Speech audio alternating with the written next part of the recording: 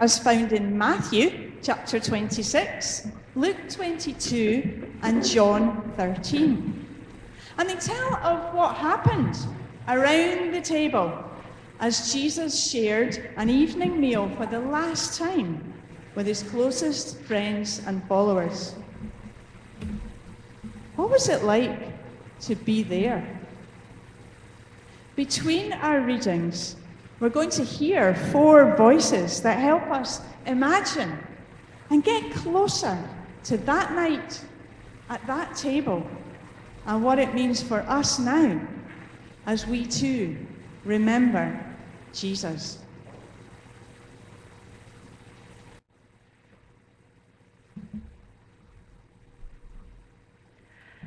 During supper, knowing that the Father had given all things into his hands and that he had come from God and was going to God, Jesus got up from the table, took off his outer robe, and tied a towel around himself. Then he poured water into a basin and began to wash the disciples' feet and to wipe them with the towel that was tied around him.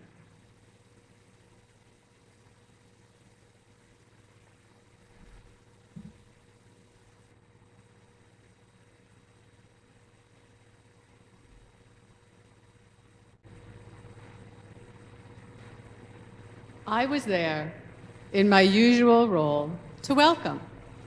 The Passover feast can't begin, the guests can't truly enter until the outside world and its distractions have been washed from their feet.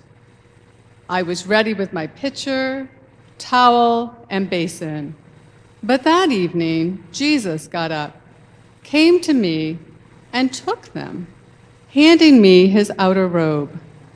I folded it carefully as I watched him take my place.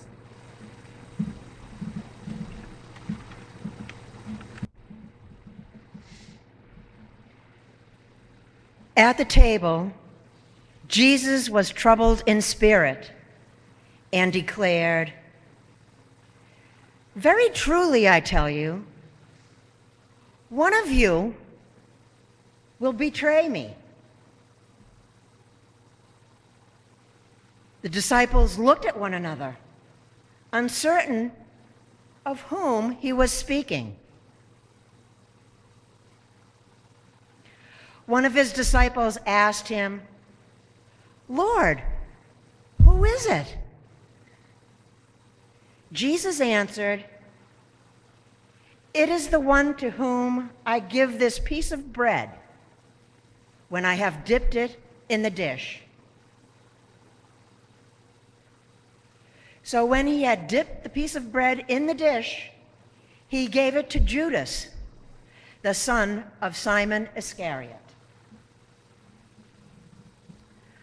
While they were eating, Jesus took a loaf of bread, and after blessing it, he broke it, gave it to the disciples, and said, "Take, eat, this is my body." Then he took a cup, and after giving thanks, he gave it to them, saying, "Drink from it, all of you, for this is my blood of the covenant, which is poured out for many for the forgiveness of sins."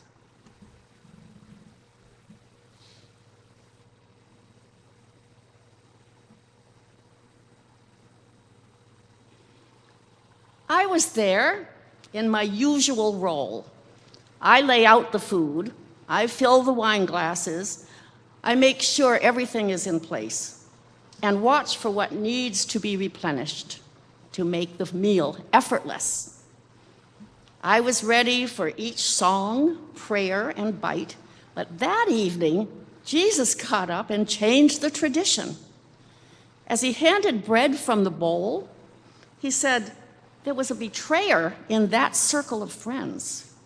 He broke a whole loaf and called it his body. And then he spoke of the wine, like the blood of a new covenant of forgiveness. I didn't know what to do, what to think, but he encouraged us simply to remember him.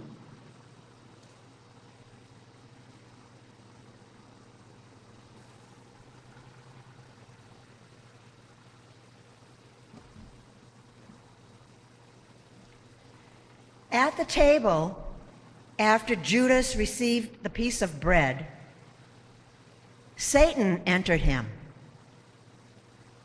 Jesus said to him, "Do quickly what you are going to do."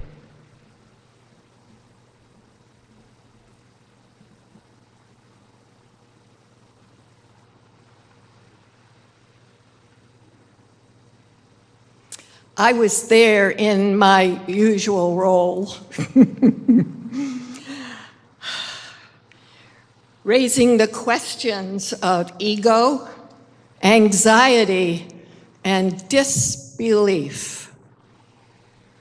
I toughened Jesus' ministry right from the first hour when I was with him in the wilderness. And while he shouted at the priests and tied lawyers in knots.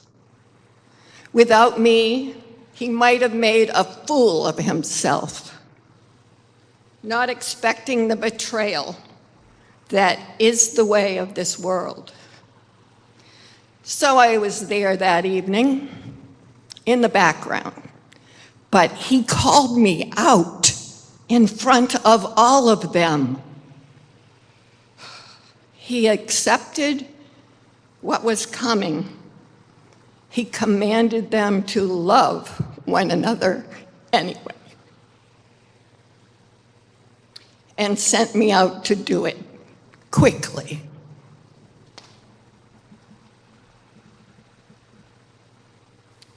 And Jesus went on, "For who is greater, the one who is at the table or the one who serves? Is it not the one at the table? But I am among you as one who serves. You are the ones who have stood by me in my trials, and I grant to you, just as my Father has granted to me, a kingdom, so that you may eat and drink at my table in my kingdom."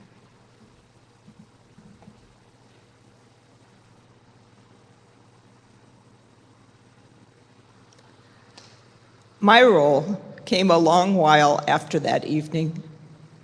It was my job to share what happened with you all, to include you in the covenant of that table. I helped record the story, write down the memories, to help you place yourself in Jesus' grace, creating an image of God that lives with you, that reveals the holy in the everyday. I scribed with quotations, with witnesses. But that evening and Jesus are bigger than words can contain. I don't know how to tell the truth of this table to you, but with God's help, you will come to know. This is the word of God for the people of God. Thanks be to God.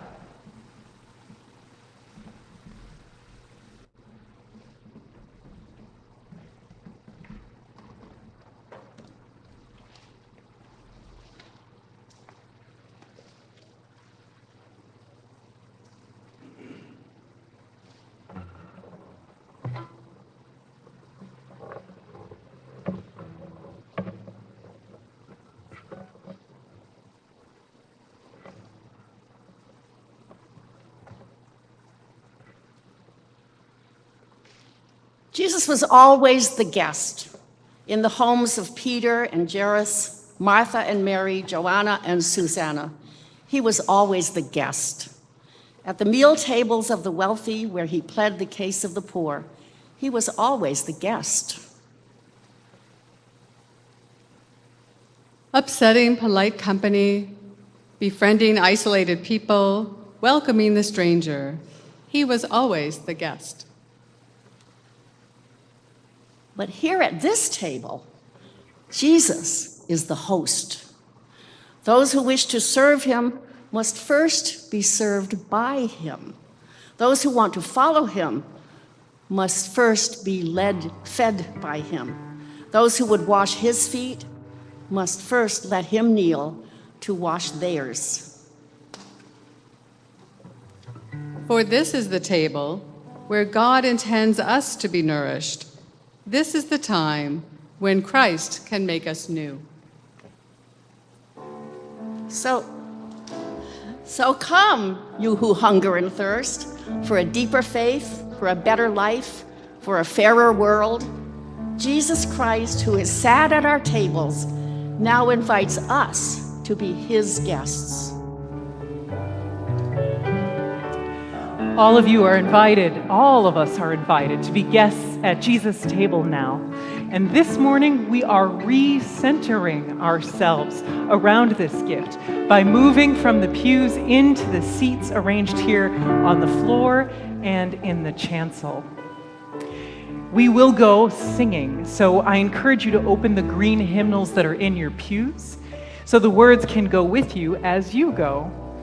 We'll sing at number 3173, The Table of Plenty. Come as you are ready.